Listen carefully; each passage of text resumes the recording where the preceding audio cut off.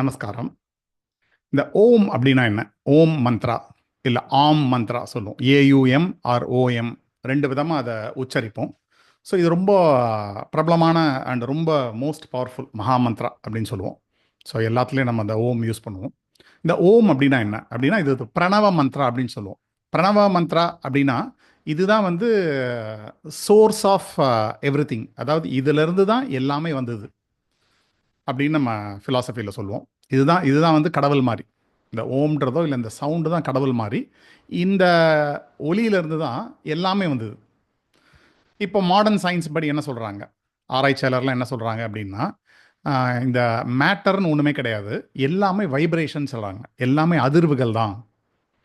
முன்னாடி மேட்டர்னு ஒரு சாலிடாக இருக்குது ஒன்று பார்த்தோன்னா ஏதாவது ஒரு மேட்டர் அப்படின்னா இது ஒரு இது ஒரு இது ஒரு கிரியேஷன் அப்படின்னு சொல்லுவோம் ஒன்றுத்தன். இப்போ என்ன சொல்கிறாங்க, அந்த மாதிரிலாம் கிடையாது, எல்லாமே அணுக்களின் அதிர்வு, விதவிதமான அதிர்வில் இருக்குது. இப்போ நீங்களும் நானும் இருக்கேன்னா நீங்கள் ஒரு சாலிட், நான் ஒரு சாலிட், ஒரு உருவம் கிடையாது. இது ரெண்டுமே ஆட்டம்ஸ் வந்து வேறு வேறு விதத்தில் அந்த அதிர்வலைகளை உண்டு பண்ணுது. அதனால தான் நீங்கள் நான் ரெண்டு உருவம் தெரியுது அப்படின்னு சொல்லிட்டு சயின்ஸில் சொல்கிறாங்க. ஸோ எல்லாமே வைப்ரேஷன்றாங்க அவங்க. ஸோ நாம் வந்து ஃபிலாசபியில் நம்மளோட பழைய ஸ்கிரிப்சர்ஸ்லாம் என்ன சொல்லுவோம் அப்படின்னா, எல்லாமே நாதத்துலேருந்து வந்ததுன்னு சொல்லுவோம். சவுண்டு, நாதம், இதுதான் கடவுள் அப்படின்னு சொல்லுவோம். ஒரு சைடு வந்து மாடர்ன் சயின்ஸ் வந்து இது எல்லாமே வைப்ரேஷன் சொல்கிறாங்க, நாம் எல்லாமே சவுண்டுன்னு சொல்கிறோம். இப்போ இது ரெண்டுத்தையும் கம்பேர் பண்ண பாருங்கள். எங்கெங்கெல்லாம் அதிர்வு இருக்கோ, வைப்ரேஷன் இருக்கோ, அங்கே ஒரு சவுண்டு வருமா இல்லையா? ஏதாவது ஒரு அதிர்வு ஏற்படுதுன்னா அங்கேருந்து ஒரு சவுண்டு வரும். இப்போ வந்து ஒரு எர்த்குவேக் நடக்குது, நிலநடுக்கம். நிலநடுக்கம் வரும்போது இந்த பூமி ஆடுது, ஒரு அதிர்வு உண்டாகுது, அதுலேருந்து ஒரு சவுண்டு உருவாகுது. அதே மாதிரி எங்கெங்கெல்லாம் சவுண்ட் இருக்கோ அங்கே வைப்ரேஷன் இருக்கும். ஒரு ஸ்பீக்கரை தொட்டு பாருங்கள், அதுலேருந்து சவுண்ட் வரும், தொட்டால் அது வைப்ரேஷன் ஆடுறது தெரியும். ஸோ நம்ம டெக்ஸ்ட்டில், நம்மளோட ஃபிலாசபியில் பழைய காலத்தில் நம்ம என்ன சொல்கிறது, எல்லாமே சவுண்டுன்னு சொல்கிறோம். மாடர்ன் சயின்ஸ் அதை வைப்ரேஷன்றாங்க. ஒரு விதத்தில் பார்த்தா ரெண்டுமே ஒன்று தான். சவுண்ட் இல்லாமல் வைப்ரேஷன் கிடையாது, வைப்ரேஷன் இல்லாமல் சவுண்டு கிடையாது. ஸோ இது வந்து அவ்வளோ முக்கியமான விஷயம். சவுண்டிலிருந்து தான் எல்லாமே வந்ததுன்னு சொல்லுவோம். இந்த ஒலியிலிருந்து தான் எல்லாமே பிறந்தது. ஸோ இந்த ஓம்ன்றது பிரணவ மந்திரம்.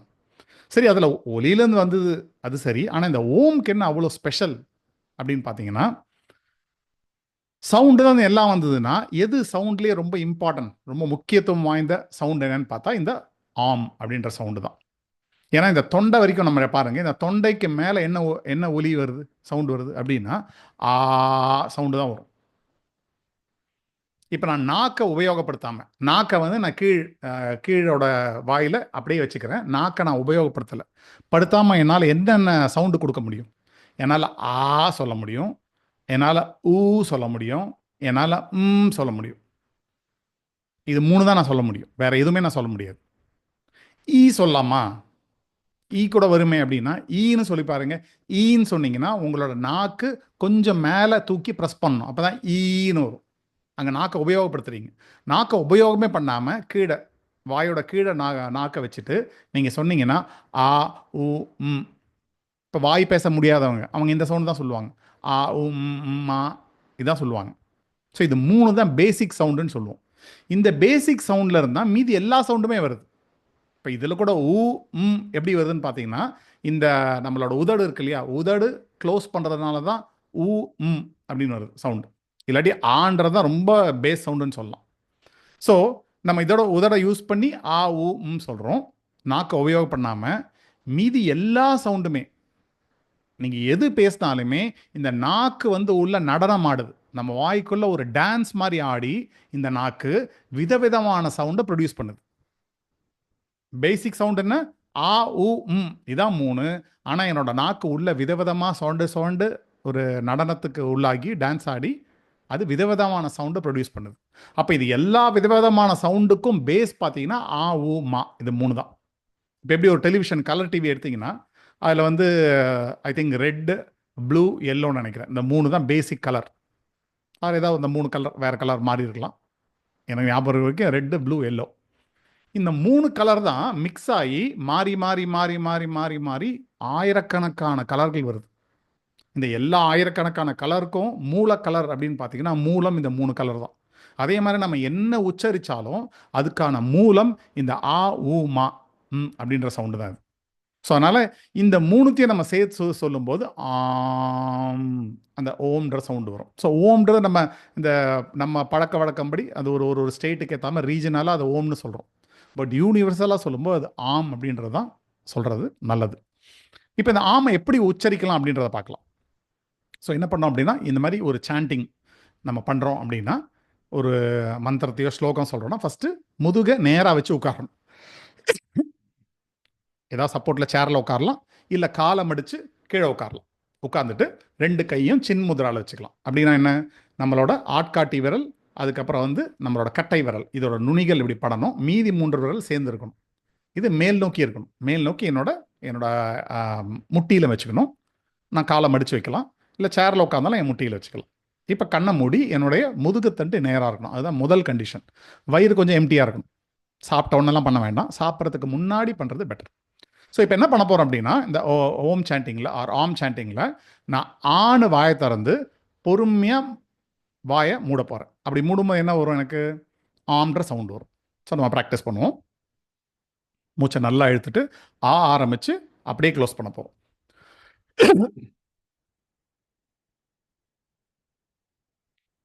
ஆ.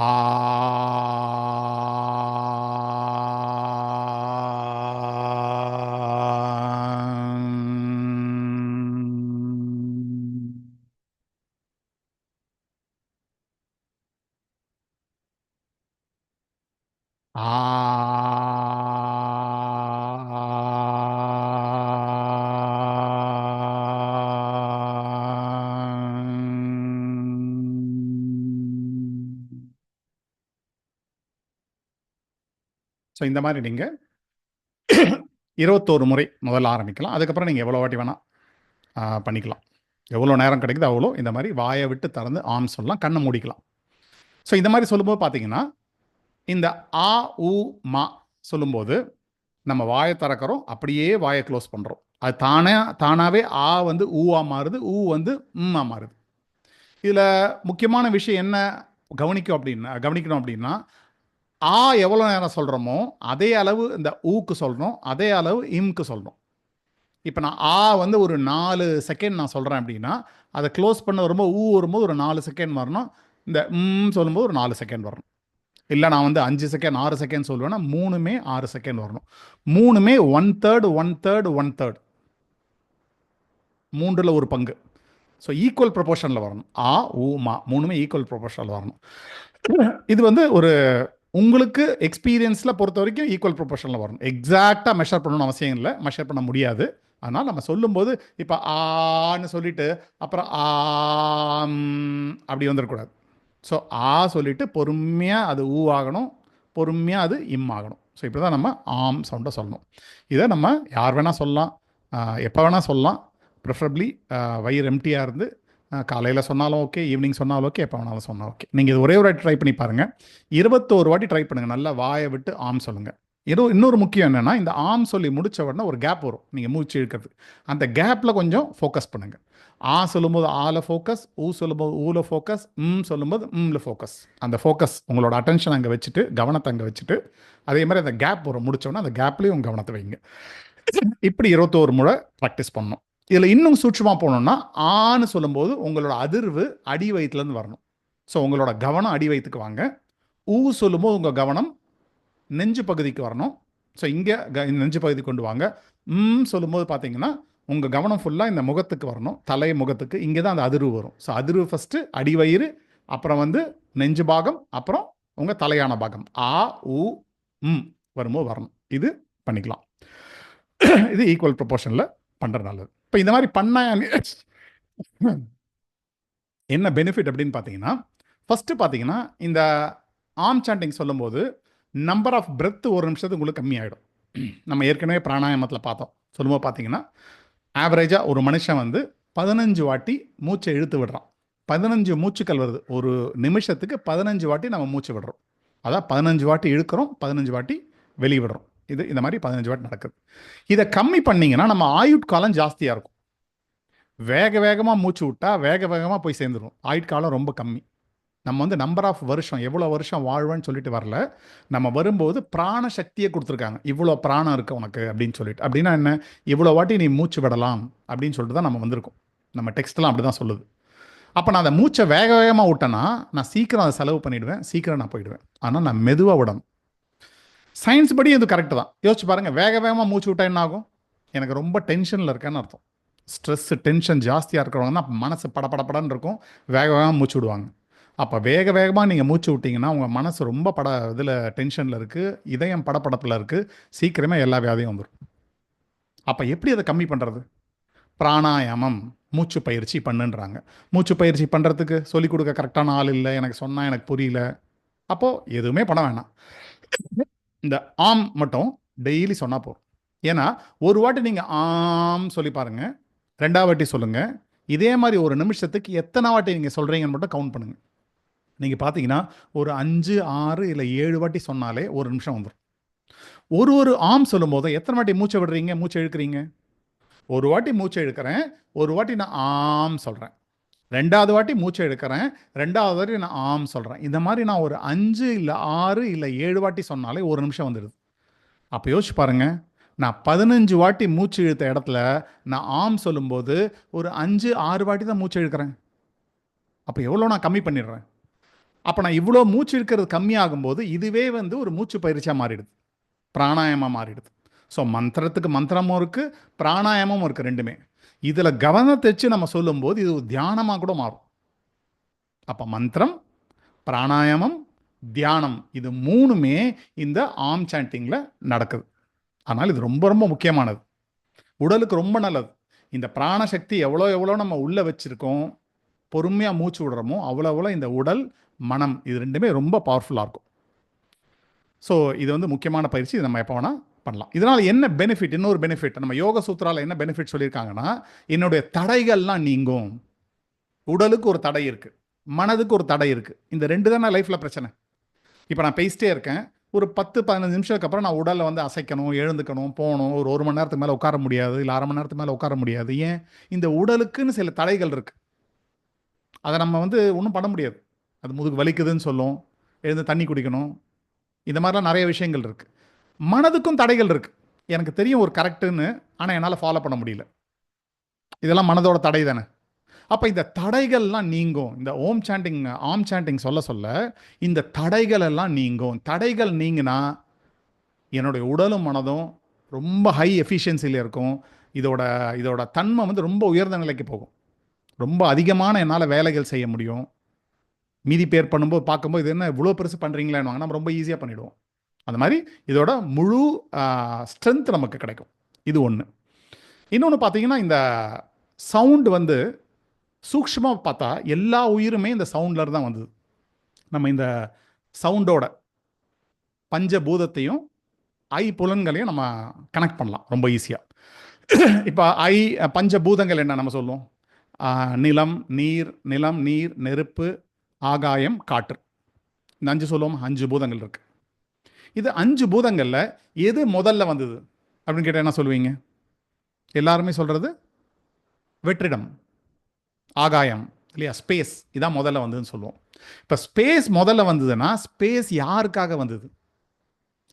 இந்த இயற்கை, இந்த உலகத்தில் பார்த்தீங்கன்னா எதுவுமே அதுக்காக படைக்கிறது கிடையாது. இப்போ ஒரு சேர் இருக்கு, சேரால் சேரை யூஸ் பண்ண முடியுமா? உட்காந்து முடியாது. ஒரு பெட் இருக்கு, ஒரு கட்டில் இருக்கு, அந்த கட்டிலை யூஸ் பண்ண முடியுமா? முடியாது. எல்லா பொருளும் இன்னொருத்தருக்காக படைக்கப்பட்டது. அப்போ இந்த வெற்றிடம், ஆகாயம்னு சொல்றது யாருக்காக படைக்கப்பட்டது? முதல்ல இந்த வெற்றிடம் தானே வந்தது, ஸ்பேஸ், ஆகாயம். அதுக்கப்புறம் தான் எல்லாம் வந்தது. இந்த ஆகாயம் எதுக்கு படைக்கப்பட்டது அப்படின்னா, இந்த சவுண்டு வந்து இந்த ஒலி அது வழியாக பயணம் பண்ணுறதுக்காக படைக்கிறது தான் ஆகாயம். ஆகாயம்னு ஒன்று இருந்தால் தான் ஒலி அதில் ட்ராவல் பண்ணும். ஸோ ஒலின்றது வந்து ஒரு மாஸ்டர், ஒரு குரு மாதிரி. இந்த ஆகாயம்ன்றது ஒரு கார் மாதிரி. இந்த குரு, ஒலின்ற குரு தான் ட்ராவல் பண்ணுறதுக்காக, நான் பயணம் பண்ணுறதுக்காக இந்த ஆகாயத்தை கிரியேட் பண்ணார்.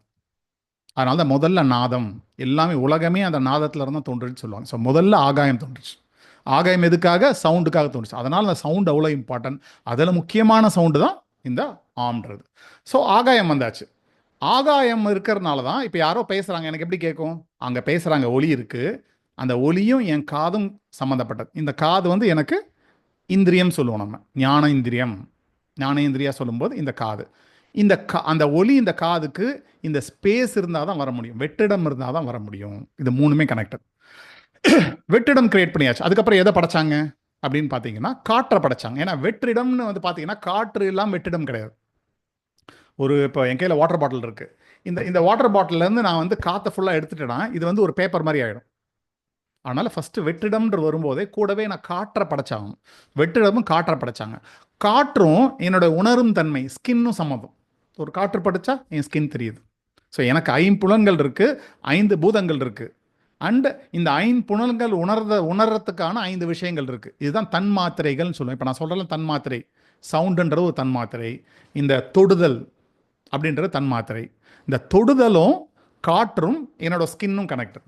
ஸோ அதனால் முதல்ல வெற்றிடம், ஆகாயம், அதுக்கப்புறம் காற்று படைச்சாச்சு. அதுக்கப்புறம் எதை படைச்சாங்க அப்படின்னு பார்த்தீங்கன்னா நெருப்பை படைச்சாங்க. ஏன் நெருப்பு படைக்கணும் அப்படின்னா நெருப்புக்கு வெற்றிடமும் வேணும், ஆகாயம்னு ஒன்று இருக்கணும், அதுக்கப்புறம் காற்றுன்னு ஒன்று இருக்கணும். இந்த காற்றும் ஆகாயம் இல்லாமல் நெருப்பு எரியாது.